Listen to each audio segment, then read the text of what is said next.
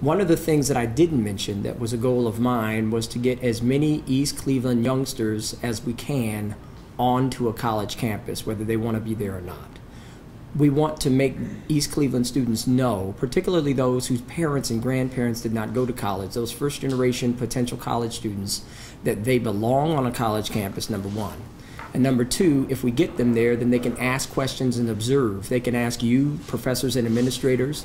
They can ask other students. They can ask people like me. College, and Preston Pickett saw some of my undergraduate years. My undergraduate years were fantastic. And the 1 year of graduate school I got through in 12 months, that was fantastic too. The undergraduate years were fantastic, not just because of the education, but because of a lot of the social and just person building aspects. The graduate student experience was great because I learned how to plan as a student and got out of graduate school in 12 months. A student who is from a first generation type of family can learn a lot just from being on a campus and can learn about financial aid and know that they have a place there and know how to get into school and to succeed. So going back again to the question, does it just work with city officials and are they just dealing with city officials? The answer is no. And then when they do deal with city officials, you talk about the study that Case Western Reserve helped out with and that MSAS helped out with, where they identified by address and condition some of the vacant and abandoned structures that we need to deal with. People benefit, families benefit, neighborhoods benefit when, based on Case Western Reserve and NOAA's work, I go in as the mayor and demolish the very structures that they rated D and F. So whether it's directly or indirectly, their work benefits a lot of people. Just to pick up on that, a couple things related to Phil's comments. The semester deadline is a real challenge. But the free labor of the students and the impact it has on the students and the benefit they can provide to the community, I think, make it worth it. So just to tell a little more of the story, after that one semester of the housing assessment, visual inspection, the Poverty Center then took that data and did some analysis of it. That was over the summer. And then the following fall, an additional class, a second-year class of mine, took the data and then did, in the target area, did detailed property assessments based on the Poverty Center and Land Bank databases, and then actually provide property investigations on each of those vacant properties in the target area. So updating all of the different fields from the assessor's office to identifying the property owner. That became something the Community Development Department used directly to do that. We also then placed a student as an intern at the Land Bank part-time and at the Community Development Department of East Cleveland part-time, and he did further follow-up on that. So that followed actually 3 semesters and a summer. So that was over a year's worth of work, a year and 3 months worth of work to do that. Mark Joseph in his class has done the same thing with East Cleveland Neighborhood Center. Each semester, that once a year, they do a project with the East Cleveland Neighborhood Center that deals with what the organization's needs are at the time. And actually, we're in conversations furthering that tomorrow. I do want to just point out a couple key lessons that I think are important, because these come up too. The development of these authentic relationships requires a multi-year commitment. You have to have well-placed champions in the university. I mentioned the provost was very involved. At his previous university, he was involved. He's an engineer, so he likes logic models, he likes diagrams and flowcharts, and we had to sell this to him. And the Social Justice Institute as well got support for the work in East Cleveland.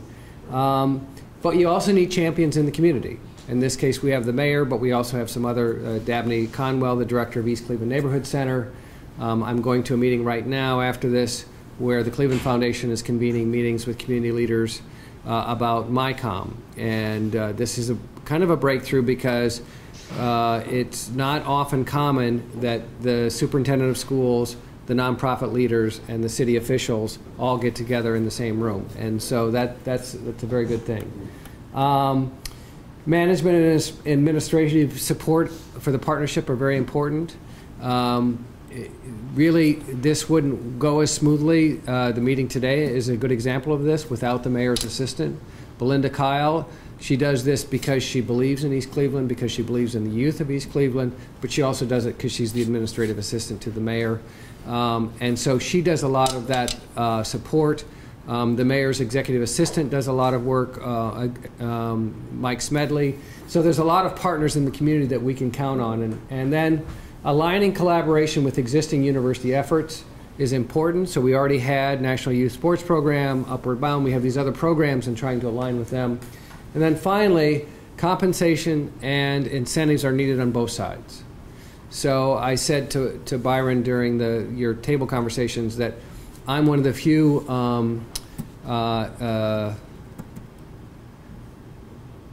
I said stupid, but I don't know what else to say. Faculty members who do this for free. And so most faculty members want to get compensated. They're like, well, what's... But Mark, there are other stupid faculty yeah. who charge a lot of money for still students. Yeah, yeah, that's right. But, you know, so getting the resources, because some faculty will just not step forward unless there is, you know, some where does it show up on my annual review, that kind of thing. So incentives, we have institutional alliance grants, and that's how the Social Justice Institute was funded to do this work. And so those are grants from the Provost Office, and they require collaboration between schools. And so that's an example of that. But compensation is needed in the community too, because this takes time to develop these relationships. Finally, I want to tell the one story that I said I would tell you. I was sitting in my living room one day, and one of the things the mayor said is that the university helps provide credibility to the community. And I often get calls or people that email me and say, "What about, you know, East Cleveland? Is it, you know, can I work there? What about this?" But I get a text one day in my living room, and it's from the mayor, and it's a blistering text message about, you know, don't you ever speak on behalf of me, and, you know, he went into great detail. So we went back and forth on these text messages, and neither one of us can remember what it was about. But evidently, I had said, somebody had contacted me, and I had said something trying to speak, you know, favorably about the mayor, and obviously I misspoke. And so it got back to him, and he did not like the rendition I had given about what the situation was. And so he confronted me, and, you know, after 20 emails or text messages and things, we're still here. So, yeah. So, you know, there are a lot of stories like that where we've had, and within the university, there's a lot of politics within the university, and we don't always work together. And so, who's in charge, those kind of things. So those are real dynamics, and we face them all the time. But that's why it takes a long-term commitment. But I think you wanted to ask, is there time for a couple more questions? Yeah, let's see. I mean, Mike, I think there were... Unless the mayor wants to respond to anything I've said. No. Yeah. Can you review again the centers or the different entities that are involved? I'm seeing Social Justice Institute, some individual faculty, a poverty center. You have an engagement center as well? Center for Civic Engagement and Learning. And so they are involved in the Bridge the Gap program. One of the things we did, I didn't put up there, is we did an institutional scan. We had a doctoral student do a scan of all of the involvement in East Cleveland. So if you go to our Center for Community Partnerships, which is not the Center for Civic Engagement and Learning, and that would be one lesson I would say to the administration at CSU. Don't create two centers that are housed in different parts of the university that do a lot of community engagement. Because I just got an email yesterday that people were confusing what does Letitia James do and what does Betsy Banks do, and they're two different departments under two different divisions, and they both do community partnerships. So that gets it gets confusing for us, let alone for for our community partners. But anyway, Case for Community Today is run by the Center for Community Partnerships, and that's Letitia James. They're coordinating the Provost Scholars, so that's an institutional high, reports to the President's office. That level of involvement. Then we have our service learning component, which is the Center for Civic Engagement and Learning, and they do a whole other set of activities, and they do internships, and they've been our partner on Bridge the Gap. School of Nursing is a partner in the Provost Scholars. There's a lot of programs that were already existing that are involved. Social Justice Institute is in the College of Arts and Sciences, but it really crosses all of the university sections. There's one. Thank you. element I'd add to it. Now, this is somebody, family dentistry is another one. Yeah. Now this is from somebody who's not an academician, not in any way, shape, or form involved in a university, and barely got out of the one that he was in. When as mayor, I looked at CASE and saw different institutions within CASE, for instance, MSAS and Social Justice Alliance and community outreach or community engagement, whatever they are.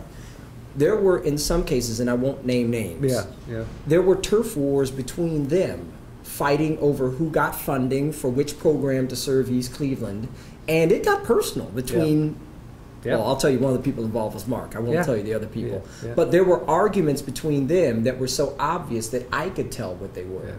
And it really affected the programs themselves. And one of the reasons, again, for that text message, it was around the times when one of those turf wars was occurring. There were two people at the university, two entities fighting over who would control this program and what goes into it.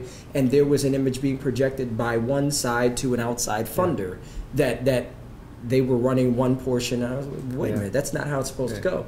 So be careful within Cleveland State or Tri-C, whatever your institution is, that there is a clear line of which part of the agency is running or in charge of whatever it is, the particular program or set of programs, because if there is friction within the institution, it can eventually have a negative impact on the clients that you're ultimately trying to serve. Dennis.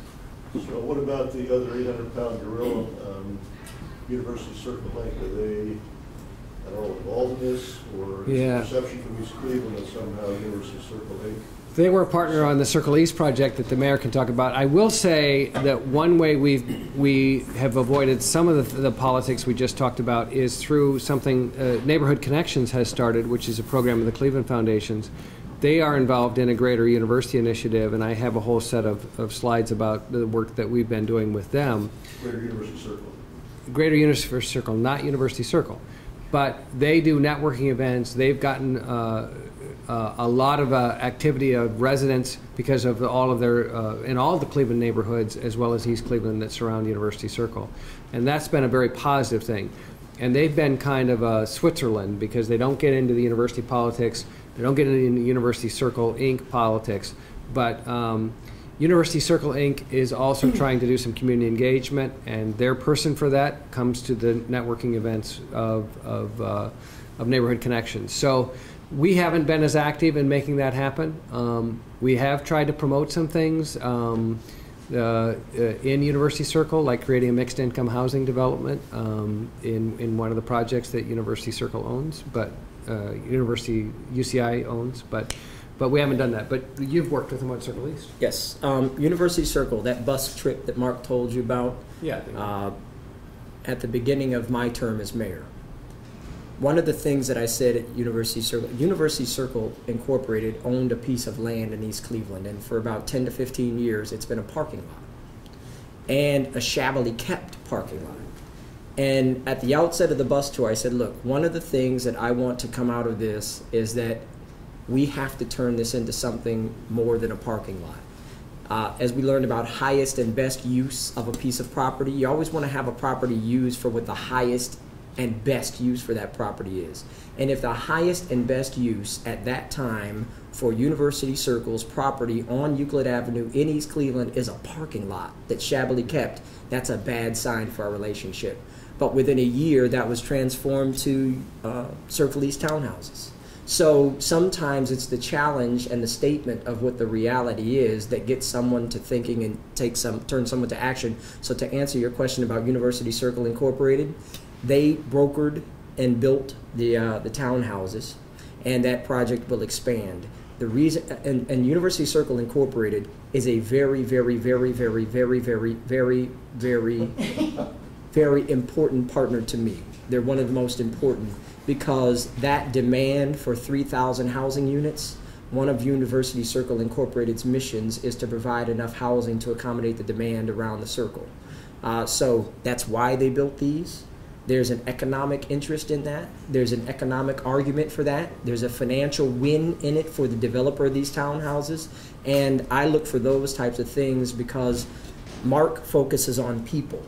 Mark focuses on process and ideas and things like that that benefit people through the work. But there are other people who focus on economic development and getting something built, which is another element of a mayor's job. So they're very important. And the safety. UCI. Oh yeah. Oh, and another thing about a vested interest in the city, University Circle now has a vested interest in seeing that these people who live in East Cleveland are safe. So we get University Circle police from time to time that ride through East Cleveland and things like that, whereas if this development were not there, that wouldn't happen. And as you were saying, do we bring the neighborhood in? You know, you heard the old saying, there goes the neighborhood.